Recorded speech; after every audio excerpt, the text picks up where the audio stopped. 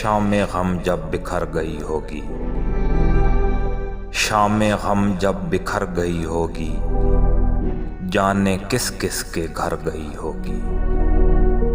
اتنی لرزاں نہ تھی چراغ کی لو، اپنے سائے سے ڈر گئی ہوگی۔ اور چاندنی ایک شب کی مہمان تھی،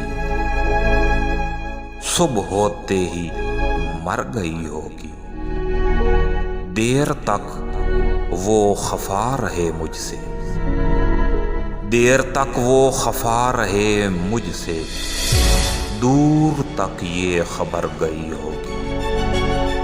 ایک دریا کے رخ بدلتے ہی ایک ندی پھر اتر گئی ہوگی، کہ جس طرف وہ سفر پہ نکلا تھا، جس طرف وہ سفر پہ نکلا تھا، ساری رونق ادھر گئی ہوگی۔